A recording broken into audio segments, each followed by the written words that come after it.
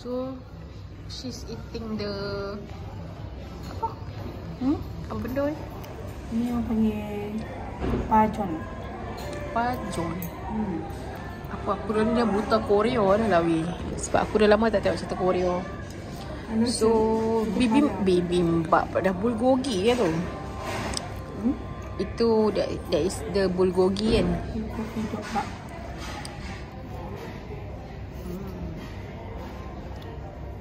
So the banchan memang sedap lah. Banyak jenis. Boleh refill Berapa nak bagi ni? 10-10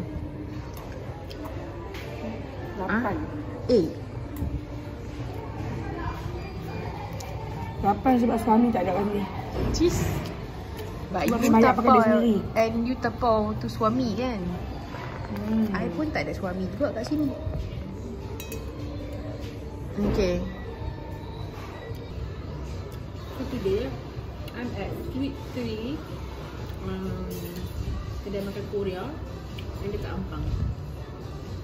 Tengok ni kami order. Saya order sundu bujige dengan nasi. My sister order apa? Ni bulgogi. Apa? Bulgogi kebab. Bulgogi. So ini semua adalah dia punya banchan. Yang ni boleh refill lah.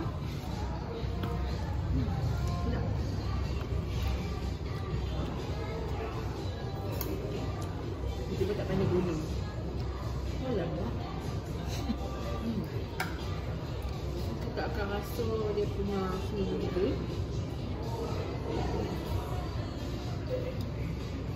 Sedap. Ini banchan ini adalah kimchi ya? Pancake apa ni? Pancake. Allah. Boleh masuk dalam pinggan ambil tu. Okay, this one.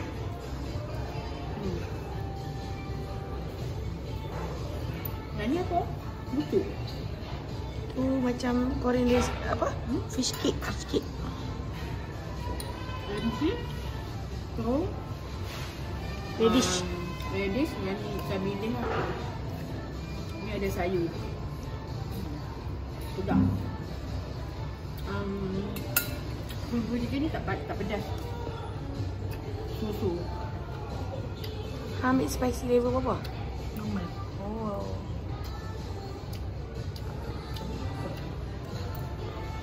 Kalau macam tu next time kena ambil yang pedas lah. Tak pedas langsung. Kenapa dah ambil yang normal? Saja. Lah testing dulu.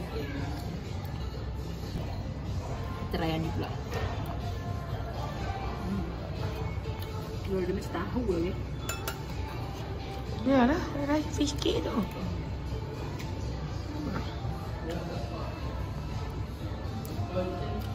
Ni kimchi yang cakapnya homemade tu.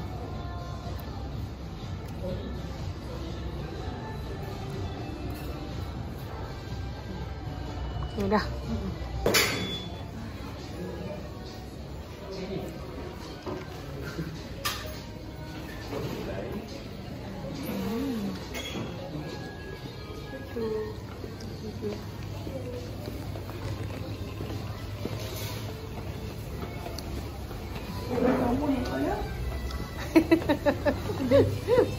Mata aku duk tengok jalan bukan nak ni. Kamu yang takut.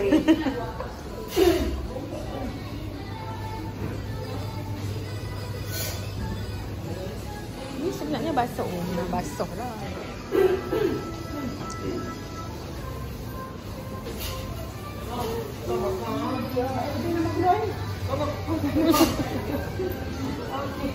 안녕, 잘 자고 또 오세요.